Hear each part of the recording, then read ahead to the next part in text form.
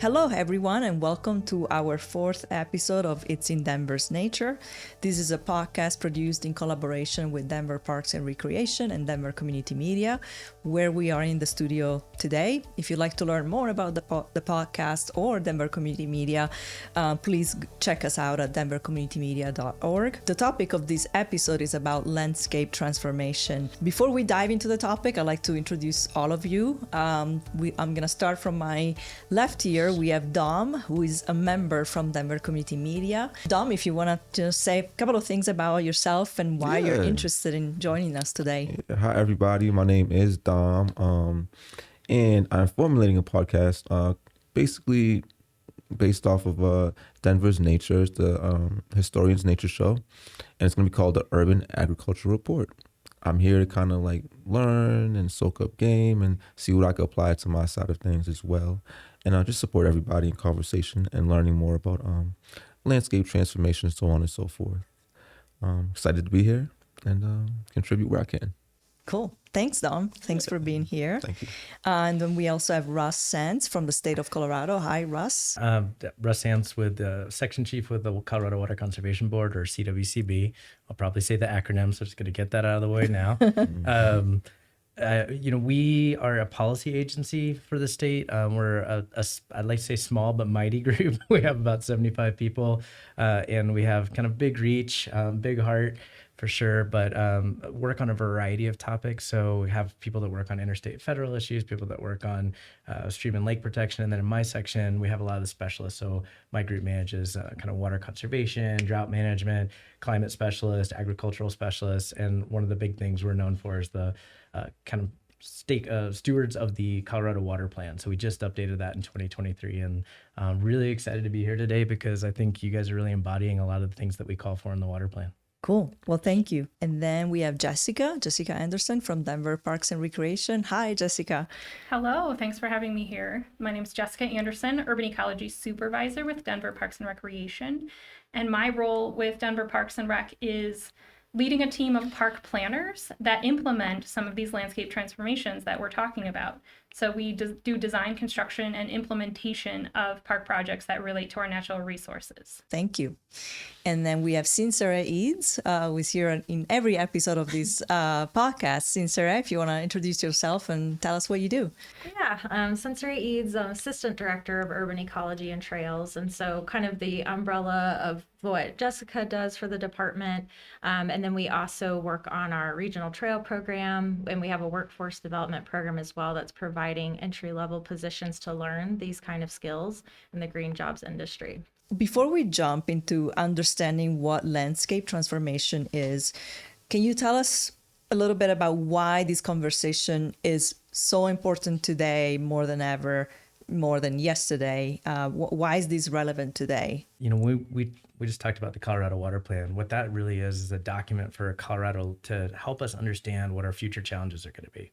And the two probably strongest signals in there, we do a lot of kind of modeling. We look at a range of scenarios, which are kind of visions of the future. But in any of those visions, the dominant drivers are always climate change and population growth. And of those two, definitely climate change is the biggest signal in there, and it drives up all of our water needs across the state. So, when we talk about transformative landscape change, is how we refer to it in the Colorado Water Plan, we're really thinking about what are those climate appropriate landscapes of the future, and that realizing that really that future's here already, right? So we have already, since the 80s, warmed 2 degrees.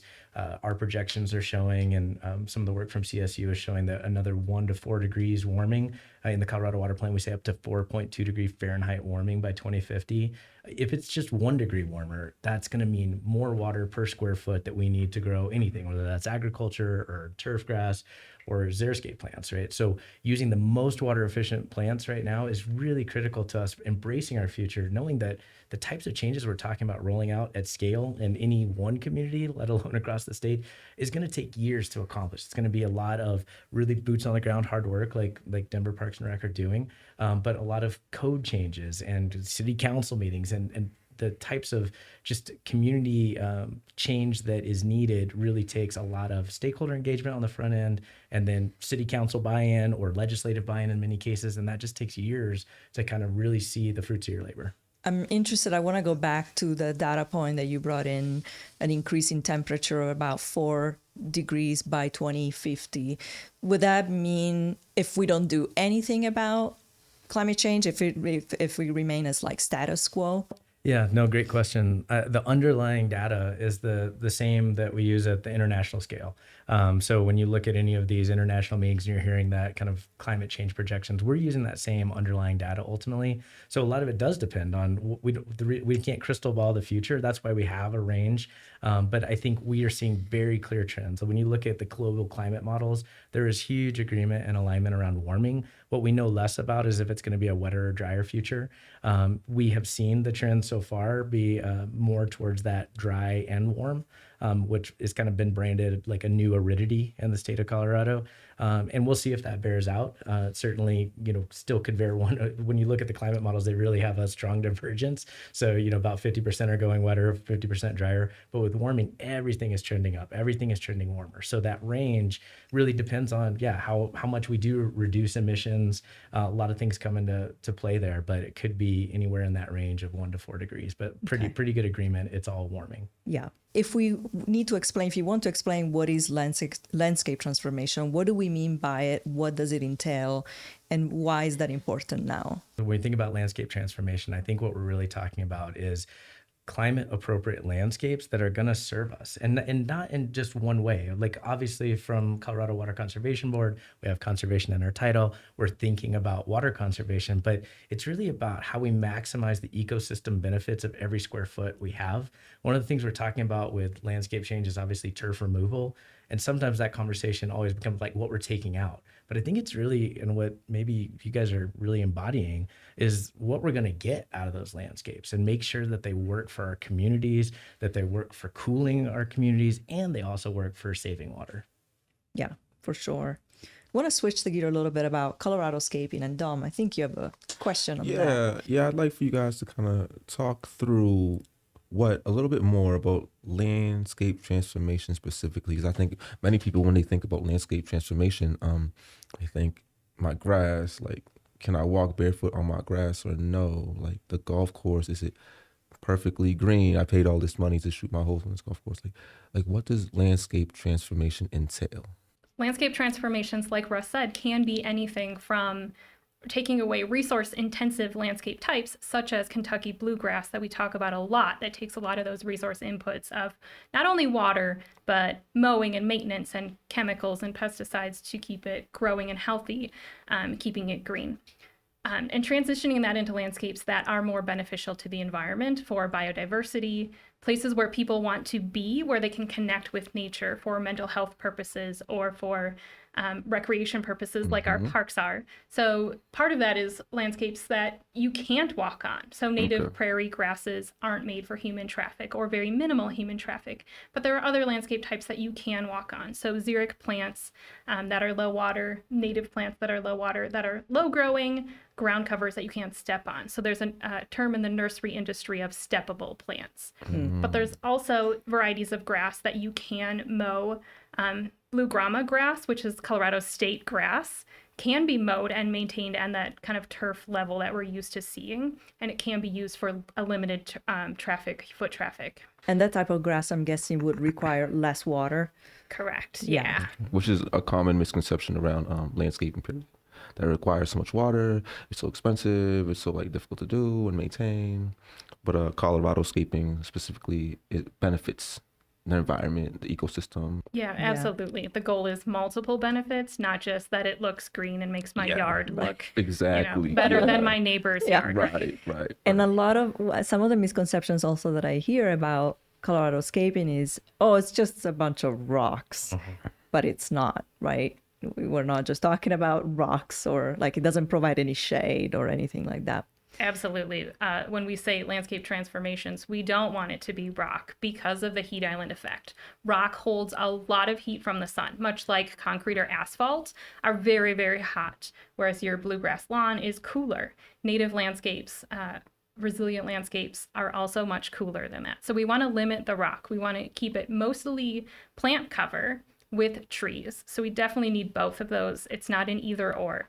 As we know, with changing climates and heat especially, we need to preserve our tree canopy and make sure we're doing both, of preserving those trees for that shade as well as creating those ground cover landscapes. Denver Water coined the term xeriscape in 1981, and it effectively means dryscaping. But that has often been misinterpreted as xeroscaping, and people think of that and they think exactly what you said, rocks. And we know that when you do xeriscape gardens, right, it looks wonderful, it looks beautiful. And really trying to embrace that beauty that can be the Colorado future we want to see, I think, is part of this movement to rebrand around Colorado scaping and owning that a little bit. Is it is something that's desirable and it's Absolutely. Colorado cool. As part of one of our guiding principles for game plan, we also have Uniquely Denver. And so I think it's also important to tie back to what makes Colorado the place that people move to, because it is special and they do want to have that connection to nature. And so by Denver Parks starting to look at how we can transform our park spaces and bring that natural Colorado ecology back into our urban park spaces, we're also trying to preserve what makes the space, uniquely Denver too. Yeah, so absolutely. In April this year, DPR did implement a turf grass policy, which basically states that we're not going to install turf grass as our default landscaping. So that's been very instrumental in helping us get more momentum and capacity in implementing these projects and building more partnerships with Denver Water and CWCB, because it really demonstrates that Parks is prioritizing not only water conservation, but again, bringing biodiversity back into our urban environment. What specific changes should we see in our park system that will impact the use of water? And specifically, maybe if we can talk about the projects that Denver Parks and Recreation is working on to implement this idea of native vegetation. Part of that is looking at how we design new parks. So our park system is growing pretty significantly because Denver's population is growing. So we're continually adding new park spaces. All of our new park spaces have been designed this way for the last decade, probably, that we're only putting in that bluegrass turf where it's needed for recreational purposes, our athletic fields, our picnic sites, around our playgrounds, where people are actively using it. The rest of that park is designed for those native landscapes, for habitat, connectivity, and other benefits. So we're already designing our new parks that way. Where the landscape transformations come in is our existing parks. So many of our historic parks, or just all of our smaller pocket parks or neighborhood scale parks, were just installed as bluegrass, sort of as a default, because that's what people were used to seeing as park spaces from the East Coast or the Midwest. As we all know, a lot of Denver's residents weren't born here. Our natural beauty, the mountains, the landscapes we see out in nature. Bringing that back into the city at all scales of our parks is where we'll make that significant change with landscape transformations of removing that turf grass that isn't used, that isn't our athletic fields and it isn't our playgrounds, and creating that experience of nature within everyone's park. And how are native landscapes managed? What goes into the management of native plants? First 5 years of a native landscape will take high inputs. We need to make sure the grasses are growing and establishing and germinating. So that management is a higher intensity than just mowing your grass and watering it. We will keep watering those landscapes for the first 3 to 5 years to make sure they establish and grow in. We do a lot of weed management. So once you remove a stable ground cover like bluegrass turf and implement new seeding, it takes a while for that seed to grow and opens up space for weeds to grow. So it takes a lot more intensive weed management up front. But over time, once those landscapes fill in, it takes a lot less resources. Most of these landscapes we won't mow ever, or they'll be mowed periodically once a year or maybe once every other year. And they'll take very little chemical input, so we don't need to fertilize them. They're used to growing in the types of soils we have. We won't need to use many chemicals to control those weeds long term because they won't be there, that the native grasses will outcompete. Are those types of plants very resilient to, let's say, if we have a really cold winter or a very hot summer? Are they resilient to those types of weather patterns? Yes, absolutely. Okay. That's the great thing about native plants is they originated here. Those seeds and those genetics are adapted to what our climate naturally is. So they're much more resilient to the drought and the heat waves we have, as well as those super cold temperatures. As far as Colorado scaping and fire mitigation, how are the two connected? Will mitigation decrease or better the chances of less fires happening, and how? Well, I guess I would say these landscapes are absolutely making us more resilient, just to build on that theme, because I think in my world, we think a lot about drought, but what we have seen in successive and more rapidity is that repetition of drought, things drying out, fire, things catching on, and then flood, and usually flood, especially in the mountains on a burn scar, bringing more debris down. And so it's really all of these big natural disasters that, I think are being exacerbated by climate change. So these landscapes can help us when they're going to survive better when it's dry. But they're also doing really cool stuff, Denver Parks and Rec, of just respecting the greenway and the floodplain and thinking about how they can take on water, which is really important even in the aspect of somebody's yard, providing the cooling benefit, providing the ability to take on and kind of be that sponge, but also to dry up and not require as much water overall.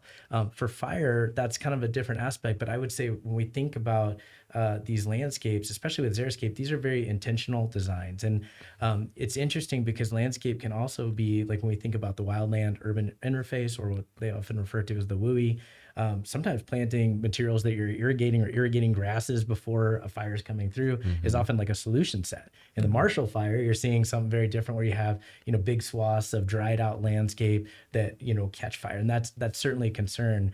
I think when you get hot, dry conditions and then windy conditions, which is what we saw in the Marshall Fire, Right. all bets are off. And that happens whether it's a wildland forest fire or in the urban setting. But I do think that we can design our landscapes, and what you guys are doing is really it's trail systems, right? These are providing, breaks in between the tree canopy and the xeriscape gardens. And then these, when we have, whether it's native grass or a functional turf field, those things are also getting mowed and cut down, so they're going to be less prone to catching on fire. Yeah.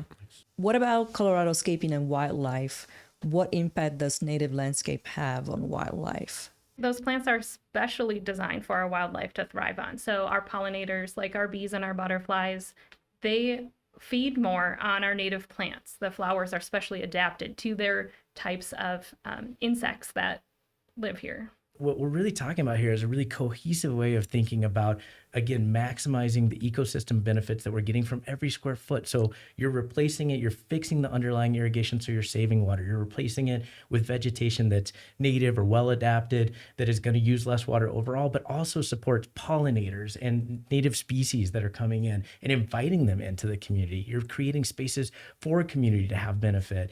That's really like you're firing on all cylinders, right? So sometimes we talk about this in a way that I find a little disturbing because it's almost like this taking or loss. But I think what we're really talking about is doing something right and investing now so we can realize our best future that's climate resilient, but also just makes it a great place to live. If we only focused on water conservation and we just dropped use down to the lowest level, we'd probably be down in a city that nobody wants to live in, right? We wouldn't have trees, and we're going to have a warmer city. We're not going to have animals in our environment. I heard on another podcast, you talked about, a pop-up park, and then somebody heard a bird they hadn't heard before, right? Yes. That's what we're getting, right? Well, so to me, this is such a great exercise in how we can build community in a way that we can all really benefit from. Question that I have, and I think I already have the answer, but if we're bringing more native plants in our city, in our natural habitats, would we see an increase in bees population and butterfly population? Yes. Yeah, we definitely think that it's going to happen. Yeah.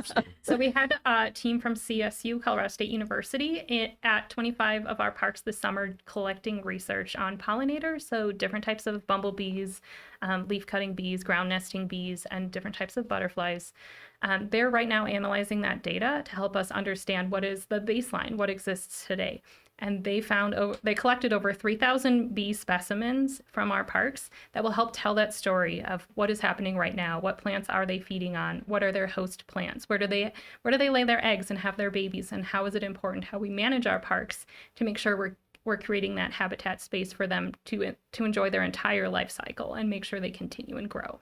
That's awesome. We need more bees. Yeah. Well, and we're using that data along with our landscape typology, which I've kind of overviewed in another episode. That's helping us inform where we're doing this work. So I'm excited about your passion for all the work that we're doing. And I think it's important everyone knows, the residents of Denver, that we're being very intentional in how we're doing this work. What would you say to families that love their yard for their kids, for their dogs to play in, and so on? How can they embrace Colorado scaping? Colorado scaping doesn't mean you have to give up all your turf. We do want to keep those active and functional bluegrass spaces. Because recreation, everyone in Denver has dogs, they have kids. We need those recreation spaces. So we're not asking anyone to give up all of their grass. It'll be a balance. Maybe you keep it in your backyard or a certain percentage of your backyard, but maybe your front yard is entirely transformed into Colorado scaping so that your front yard, and you can encourage your neighbors to keep up with you of making it look beautiful and preserve our habitat and our pollinator spaces. But your backyard is where you run around with the dogs and the kids. Or the parks. We're not getting rid of our athletic fields. We're not getting rid of our picnic sites. Parks will always have a space for that, where people can run around barefoot and enjoy the active recreation spaces. I've got kids. We all want to play on, soccer fields. Right. We hear all the time people want to have a dog run in their yard. We're not talking about, fundamentally changing just the recreation activities we have. I think we're saying we're going to double down on those. But in these areas where, I work hard, I think our landscape should work just as hard as we're working, right? And I think that's what we're kind of saying. Like, let's make these actually really work for all of us and for Colorado. And when I think about that, what's really cool about what you guys are doing is you're walking the walk in a way that shows the example. If you're inviting people into community to come into parks and they're seeing, I live right by Sloan's Lake. Sloan's Lake, we got awesome xeriscape garden in the corner. Every time I walk in, I'm like, man, I love those red hot pokers. I want to plant those in my yard. You're showing people get excited. It's the cool thing. You're making this, it's in Denver's nature. You're really helping people, I think, create a new ethic and really internalize that in a way that's hard. And that's really true to what we say in the water plan is we need to inspire a one water ethic. What do I mean by that? One water is that combination of doubling down on conservation, combining that with integrated land use planning, and also thinking about our alternative water supplies. So Denver parks using gray water or using reused water or recycled water or raw water. Like it's how can we use and maximize the water sources we have and be efficient, but really do that in an intentional way that kind of is firing on all cylinders. And when we do that and we're showing the community what we can do and they get excited about it, then they're going to want to do that in their yard, especially if they can realize like water savings benefit from it, right? Totally. Absolutely. Sort of like lead by example. Yes. That's so great. I like that. And I'm curious. So if I'm a Denver resident and I have a little square in my front yard that I'm trying to change into native landscape, but I don't know where to start. I don't know what kind of plants to get or where to get them. What would you say to that resident, like, to get started? Yeah, that's a great question. We've heard it all the time of, can Denver Parks help us? One of the best answers is there are a lot of resources online. So Resource Central is a great nonprofit organization that has been doing this for years. Their Garden in a Box program gives you those low water and mostly native plants that you can replace your turf grass. They also have started offering the service of removing your grass for you. So taking out that hard labor, they come in and remove it for you and drop off your box. And you just plant plants. Like, that's the fun part, right? They'll give you a plant design of which color goes where, so it looks pretty before you even have to put any thought into where plants go where. There's other great resources. The Colorado Native Plant Society has really good lists of plants and their availability. The Plant Select program focuses on climate adapted plants, so a lot of those aren't native, but they're thinking into the future of what is our climate going to look like and what plants could survive here based on ecology and research from Denver Botanic Gardens, among other sources. Awesome. Will you overview a couple of the Denver Parks projects that we're working on? Yeah, so some specific projects Denver Parks is working on. You heard in the last podcast about water conservation, our Quebec Medians project. So when the state legislature passed the bill to give CWCB grant funding to give out, we were thinking as a group, what is the most non-functional piece of turf in Denver? And it was sort of unanimous the more we talked about it, like Quebec Medians, like nobody steps on this piece of land. It's 10 acres, which is huge. Wow. These medians are sort of a remnant of when the Denver airport was located off Quebec Street in the old Stapleton Airport. And it was just kind of a leftover space. That bluegrass was kind of the default, as you mentioned, in our turf policy. So it serves no purpose. People can't hang out there. It's in between a very busy north and southbound of Quebec is very busy streets. It's noisy, it's loud. Nobody's going to hang out there. So that project, we applied for the grant funding, and Denver Water stepped up and gave us some additional funding to implement that this summer. So we were able to kill the turf grass that existed, plant the native grass seeding through that, and it was installed and it started to germinate this fall. Yeah. So that project's really exciting. That is really exciting. I had no idea it was 10 acres. That's massive. Can you tell them a little bit about some of the water savings we're expected to see there as well? So she mentioned we're using a really diverse native mix that includes native flowers as well. So again, all the secondary benefits, but the water conservation, the water savings there, I think is a really good story too. Yeah. Yeah, so we estimate our water usage over that 10 acres is about 9 million gallons per year. And once our native landscape is established, so we'll kind of ratchet down that water every year starting probably in 2025. So the first year we'll water it pretty similar to make sure it gets established, and then we'll start cutting that back. And worst case scenario, we're going to save at least half of that. So at least 4 million gallons, and hopefully even more than that. Yeah, that's a great story. I love hearing that. That's like a clear example of non-functional turf. 10 acres is massive. I'm still thinking about the number 10 acres, and just that the savings in water is just stunning. And we're also starting to see the community ask for more of these projects. And so I can't recall the year, I think maybe 2018, we updated the city park vision plan. And even in that community feedback process, we heard, can we reduce the turf in some of these larger fields that aren't being utilized? So the Southeast Meadow in City Park, just south of the Museum of Nature and Science, has also been identified for a conversion as well. And so, or a landscape transformation. You can call it whatever you want. Turf conversion, landscape transformation, turf removal. But what's great is we're starting to see the community start asking for these projects as well. Sensory and I, we worked together on the Urban Landscape Conservation Task Force, and this is on the heels of the water plan coming out. The governor said that we should have this landscape task force to really talk about this topic, because it is kind of burgeoning. You know, not everybody knows what to do. And, Denver, we're more fortunate. We have good tax base, and we have, progressive thinking in our park system. Not every place has all those things, or maybe they're progressive, but they just don't have the revenue to think about, or just don't know how to get started. So we've been talking on this task force. One of the things that Sensory brought up that I always thought was really cool, I think is borne out too in we did a TLC challenge and paid for a landscape change in one of the pocket parks in Denver, but was just, sometimes when we think about equity in community in our historic, we know that we have historic inequities where we just don't have trees in certain part of our communities. We have greater heat island effect there.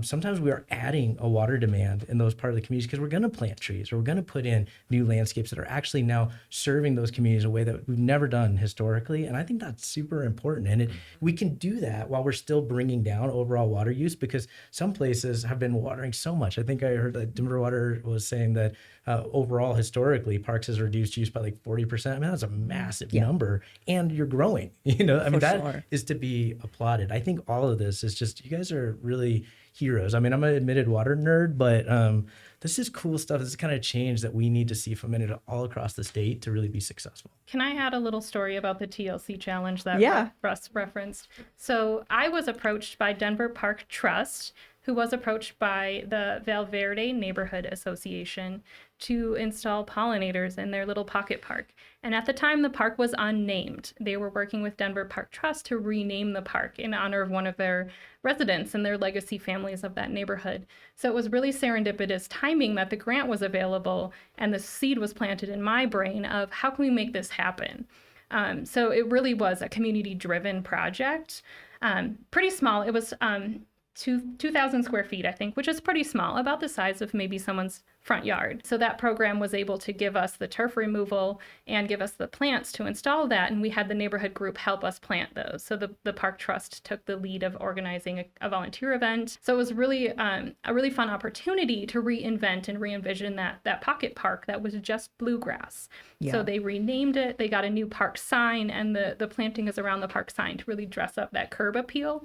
And several of the neighbors have reached out to the neighborhood association, and they get to me of, how do we do this in our own yards? So really getting that word out in a community that maybe hadn't seen landscape transformations before. It's nice to see that aspect of community involvement, like community getting involved, and then residents seeing the effects and the result and say, how can I do this in my own community? Sort of like that enthusiasm can be a little contagious, which is great. That's exactly what we want to see. Beyond transforming our landscape, what other changes are necessary to consume less water? Irrigation efficiency is kind of the first place to start, because you can transform your landscape, your front yard, but if you don't have efficient irrigation, you're not really saving much water. So I think it's important to kind of go back and really think about how you can use a program to dial in your water use and have a schedule. Making sure that you're paying attention to the weather and turning off your irrigation when we're having, a rain event, things like that. So I know, at least from the landscape side of things, like irrigation efficiency coupled with the change of your landscape type is where we're going to see the most benefits and reduction in water use. Yeah, I think that's right. That's spot on. Thank you. Yeah, I think, when you kind of get the irate folks that are like, why are we using water this way? It's always water running down the street or irrigating when it's raining. There are just simple things we can do. And I think, from a municipal or, the kind of state perspective, the way that we could use codes and policies or some kind of enforcement like wastewater ordinances or, even investing in water conservation programs that can provide rebates for control clocks. That's the other neat thing that you guys are doing. You're walking the walk, but you're using tools that a homeowner could use as well. And so when you think about those irrigation control clock rebates, Denver Water offers rebates for those as well. That can save a lot of water. I think, did I hear this right on past podcasts? I think by just not irrigating when it rains, you could save $20,000 to $50,000 a day. I mean, that's big money. Now, at a homeowner scale, that's a lot less, but that tells you like that investment is paying dividends, and it can offset where you're putting in a new tree. And as climate is getting warmer, we're going to be losing, potential canopy. We've got invasive species or things like emerald ash borer to contend with. So we have to make these investments now to really realize our best future. And I think some statistics that help put some of that in perspective, and totally correct me if I'm wrong, but of all of the Colorado water use, 7% is municipal. Mm-hmm. But of that 7%, 40% is outdoor water use. Yeah. Right. Yeah. So 40 to 50%. And I think that balance continues to change. It's gone down. Mm-hmm. I think Denver says it's 40. Some of our communities might be on the higher side, but yeah, it's still a big number overall. And in any one individual community, as you're saying, it can be a pretty big number. So we have a lot of potential to still conserve. And we're seeing in the water plan, when we look out at just what does the future hold for us? We're saying that we might need up to 740,000 acre foot per year of water to meet future needs. And that we call that the gap, or that's our future risk. But we see that water conservation could shave like a significant portion of that off. So, one way to think about that, just to put it in perspective, is 740,000 acre feet. Maybe it's slightly shy of, but let's think about it as our biggest reservoir in the state, right?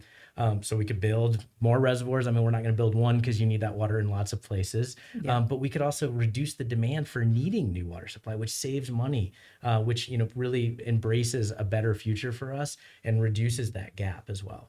Well, thank you all for joining us for this episode. Super informative. And tune in for the next episode where we'll talk about environmental stewardship. You can find this podcast on Denver Parks and Recreation website and Denver Community Media YouTube channel.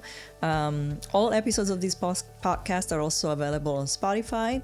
You just type "It's in Denver's Nature" and you'll find it right there. Check out our website to find out more about events happening at Denver Community Media that are free and open to the public. Are you a podcaster or aspiring to be one? Don't miss our podcast open hours event on December 1st from 11 a.m. to 7 p.m. and December 2nd from 9 9:30 a.m. to 3 p.m.